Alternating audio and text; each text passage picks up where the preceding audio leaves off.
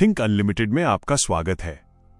आज हम उस मानसिक युद्ध की गहराई में उतरेंगे जिसे हर इंसान रोज सुबह अपने बिस्तर पर लड़ता है। नेपोलियन हिल कहते हैं कि दुनिया में दो तरह के लोग हैं, एक वो जो अपनी भावनाओं के गुलाम हैं और दूसरे वो जो अपनी भावनाओं के स्वामी हैं। मन का भ्रम और अनुशासन की विजय, एक महागाथा। अध्याय 1, अदृश्य शत्रु की पहचान। सोचिए, सुबह का अलार्म बजता है, कमरे में हल्की रोशनी है, बिस्तर की गर्माहट आपको अपनी ओर खींच रही है। आपकी आंखें खुलती हैं, लेकिन मन कहता है नहीं, आज नहीं, बहुत थकान है, कल से पक्का शुरू करेंगे। यहीं से दो जिंदगियां बढ़ जाती हैं, एक वो जो चादर ओढ़कर दोबारा सो जाता है और एक वो जो भारी मन के बावजूद पैर जमीन पर रखता है। नेपोलियन हिल ने अपनी शोध में पाया कि सफलता उन लोगों को नहीं मिलती जो मूड बनने का इंतजार करते हैं। सफलता उन्हें मिलती है जो एक्शन लेकर अपने मूड को नियंत्रित करते हैं। मन का न करना आलस नहीं है, बल्कि यह आपके मस्तिष्क का एक सुरक्षा तंत्र है। आपका दिमाग स्वभाव से ही कष्ट से बचना चाहता है और सुख की खोज करता है।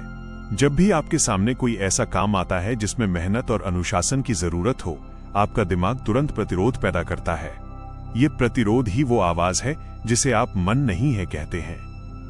अध्याय 2, डर और यादों का जाल। अक्सर मन न करने के पीछे एक बहुत गहरा मनोवैज्ञानिक तंत्र काम करता है। इसमें सबसे बड़ा कारण है असफलता का भय।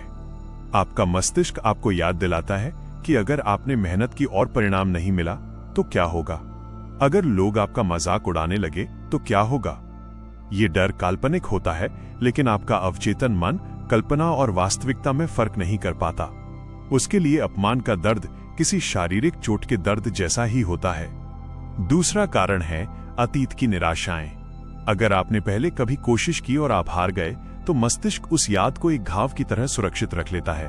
अगली बार जब आप वैसा ही कोई कदम उठाने चलते हैं, तो दिमाग तुरंत चेतावनी देता है, पहले भी किया था, कुछ नहीं हुआ था।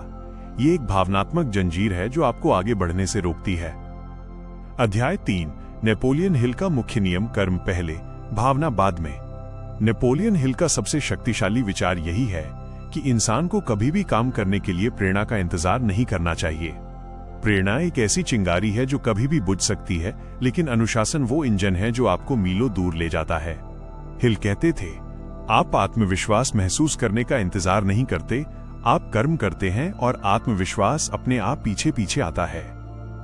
इसे एक उदाहरण से समझिए। लगभग हर इंसान जानता है कि व्यायाम स्वास्थ्य के लिए जरूरी है, लेकिन क्या कभी जिम जाने से पहले सच में मन करता है? लगभग कभी नहीं। लेकिन व्यायाम करने के 10 मिनट बाद आपकी ऊर्जा बढ़ जाती है और आपको खुशी महसूस होती है। इसका मतलब यह है कि ऊर्जा व्यायाम करने से आई, व्यायाम करने से पहले मौजूद नहीं थी। अगर आप ऊर्जा के आने का इंतजार करते रहते, तो आप कभी घर से बाहर नहीं निकलते। अध्याय 4, मानसिक रेडियो और आदतों का निर्माण।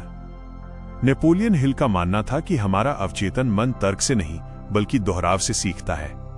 आप जो बार बार करते हैं, आपका मन वही मान लेता है कि यही आपकी असलियत है। अगर आप बार बार मन नहीं है कहकर रुक जाते हैं, तो आपका मस्तिष्क एक घातक आदत विकसित कर लेता है, कष्ट से भागने की आदत। ये आदत इतनी मजबूत हो जाती है कि भविष्य में जब भी कोई बड़ी चुनौती आएगी, आपका दिमाग अपने आप बहाने बनाने लगेगा।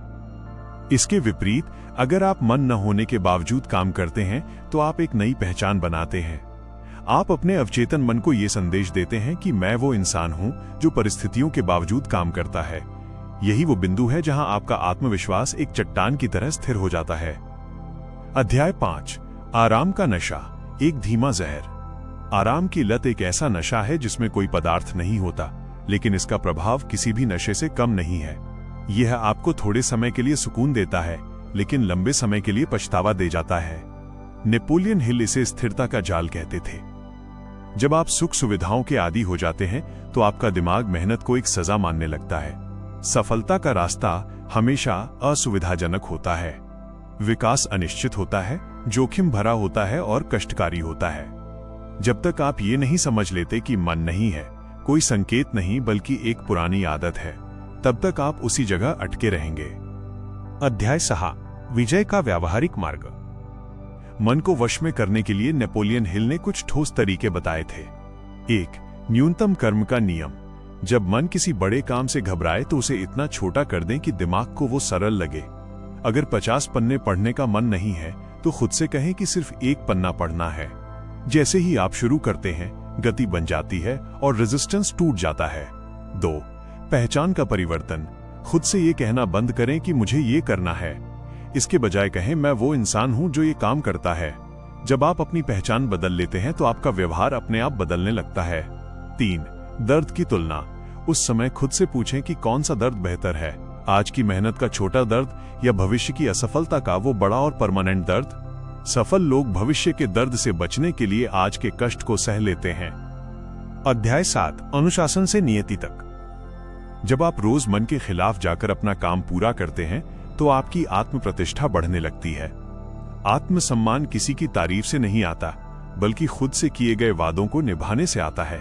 जब आप बार बार अपने वादे तोड़ते हैं तो आप खुद पर भरोसा करना बंद कर देते हैं। लेकिन जब आप मन न होने के बावजूद खड़े होते हैं तो आप खुद के नायक बन जाते हैं। नेपोलियन हिल ने हजारों सफल लोगों को देखा और पाया कि उनमें एक बात समान थी, वे अपने बहानों के साथ समझौता नहीं करते थे। उनके पास भी थकान थी, उनके पास भी डर था, लेकिन उन्होंने इन भावनाओं को फैसले लेने की अनुमति नहीं दी। अध्याय 8, निष्कर्ष। आपका भविष्य आज में है। आपकी जिंदगी उस दिन नहीं बदलती जिस दिन आपकी प्रेरणा बहुत ऊंची होती है।